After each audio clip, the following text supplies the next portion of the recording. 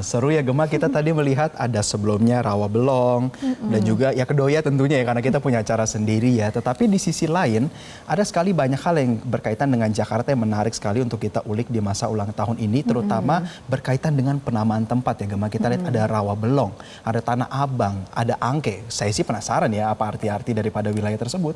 Karena nama-namanya tuh sebenarnya bisa jadi kata kerja, jadi kata benda. Iya, Apa persis. arti di balik nama-nama itu ya? Nah, kita akan langsung berbincang dengan budayawan Betawi Yahya Andi Saputra untuk lebih mengenal jauh sebenarnya ada nggak sih kisah-kisah unik di balik penamaan-namaan dari Jakarta ini. Kita langsung akan sapa ya. Selamat sore, Bang Yahya.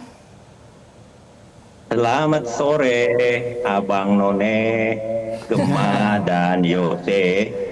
Siap, Bang Yahya, ini sebagai seorang budayawan Betawi cerita dulu dong sama kita. Ini sejarah dari nama-nama wilayah di Jakarta ini itu asal pilih atau ada cerita sejarahnya? Iya, setiap kampung, setiap nama kampung, nama kelurahan itu tentu saja memiliki nilai kesejarahan di belakangnya.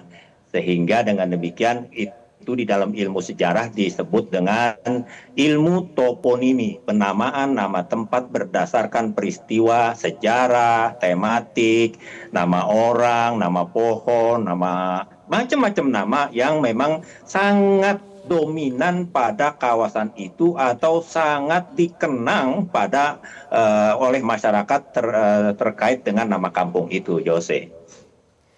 Nah, Bang Yahya, dari semua ataupun dari beberapa nama penempatan yang unik di Jakarta, ada nggak sih cerita yang paling menarik untuk Bang Yahya sampai saat ini? Setiap tempat itu, setiap kampung memiliki unikum-unikum tersendiri ya. Misalnya kalau kita dari kampung Rawabelong, tadi kan sudah ramai dibicarakan Rawabelong, atau misalnya nanti Ancol, atau nanti Kemayoran, itu kan sekarang Kemayoran kita akan membuka Kemayoran itu dulu di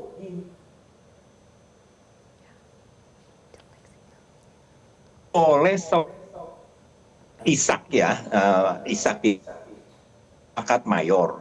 Oleh karena itu dia kemudian karena penguasanya yang saat itu adalah berpangkat mayor, maka kawasan itu lebih dikenal, oh itu kampung Pak Mayor, oh itu ini Pak Mayor gitu. Jadi kemudian menjadi nama Kemayoran. Begitu juga nanti kalau dekat Ancol gitu ya, dekat tetangganya daripada Kemayoran itu misalnya Pademangan. Nah, Demang ini dulu memang menjadi tangan kanan kalau sekarang itu camat ya. Jadi Demang itu menjadi sangat terkenal dan berwibawa, kemudian dia sangat dihormati oleh masyarakat sekitar situ. Maka kawasan tempat dia berkuasa itu namanya Pademangan, gitu ya. Kalau nama-nama yang terkait dengan nama pohon misalnya, kalau di dekat di dekat Senen itu misalnya, Senen sendiri itu dari penamaan Senen ya. Kemudian Bungur. Tanah tinggi itu tanah yang menonjol, banyak juga nama lain untuk menyebut nama tinggi, tanah tinggi, bukit gitu. Jadi kan banyak berdasarkan kontur gitu ya. Pohon-pohon juga seperti kalau kita kenal di sini ada terminal terkait lagi dengan Semanan, petukangan itu tukang ya, kemudian juga ya macam-macam semua itu. Kalau Halim Perdana Kusuma itu memang dari nama orang. Begitu juga kelurahan dekat Kemayoran itu ada Kelurahan Kartini, itu juga dari penyebutan nama orang dan aktivitas Ibu kita Kartini yang sangat menonjol ya, di Batavia saat itu. Dan juga karena beliau mendirikan misalnya sekolah untuk kaum perempuan di sekitar itu namanya Sekolah Kartini. Begitu kalau yang jelas aktivitas kegiatan yang lain misalnya pasar baru baru, New Pasar ya zaman dulu ya, pasar baru itu kemudian karena seramai dan sangat ikonik pada kawasan itu, maka jadilah dia sebagai nama tempat.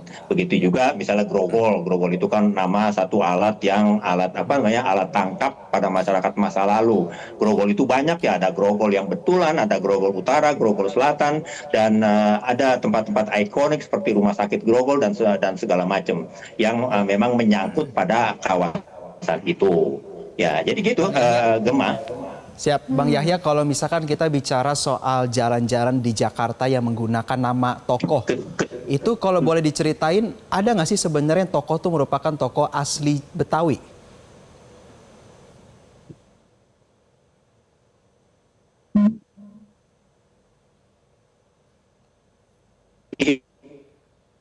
Ya, enggak putus-putus. Ya, Bang Yahya, kita melihat Saya banyak sekali nama. punya jaringan. Ya, Bang Yahya sudah bisa mendengar suara kami?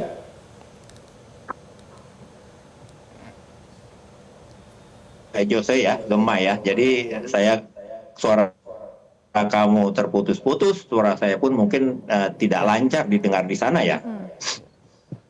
Iya, Bang Yahya, kita sampaikan pertanyaannya ulang. Kita melihat banyak sekali nama tokoh ini dijadikan nama jalan. Ada nggak sih sebenarnya itu tokohnya ternyata itu adalah tokoh asli Betawi?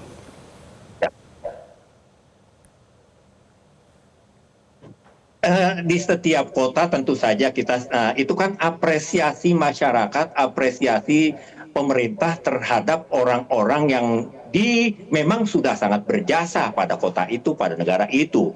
Misal kalau kita lihat kan Tamrin gitu ya, Jalan Tamrin itu kan kita tahu siapa Muhammad Husni Tamrin yang memang dia sangat, meskipun dia di dalam perjuangannya masuk ke dalam lingkaran yang disebut dengan kooperatif, tetapi dia sangat memperdulikan lingkungan sekitarnya, bagaimana pendidikan, bagaimana perbaikan kampung, bagaimana air bersih, bagaimana kemudian yang lain-lainnya itu. Karena itu pemerintah kemudian menghormati nama dia sebagai nama jalan. Begitu juga sekarang ada pada masa Gubernur Anies Rashid Baswedan itu ditetapkan beberapa nama dan memang itu sebagian besar adalah nama tokoh dari masyarakat Betawi.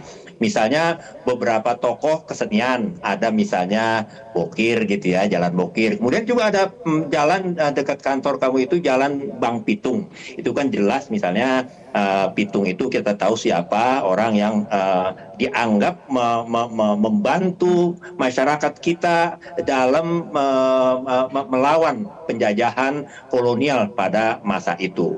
Jadi nama-nama itu diambil sebagai penghormatan kita, penghormatan pemerintah atas jasa-jasa mereka yang sudah mereka berikan kepada kota, masyarakat, dan negara ini. Jadi begitu, Jose.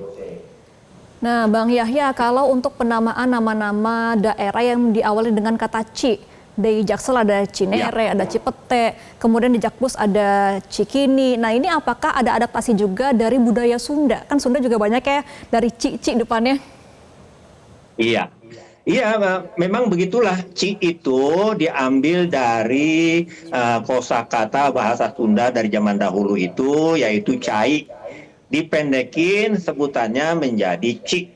Maka kita kenal Ciliwung ya, kemudian nama-nama lain yang terkait dengan Ci itu kan, karena memang Ciliwung udah jelas. Kemudian Cilandak juga itu misalnya memang ada satu binatang yang memang suka menggali tanah. Jadi landak itu di dalam bahasa Betawi sebagai nama binatang, landak juga sebagai nama lobang galian yang disebut landak.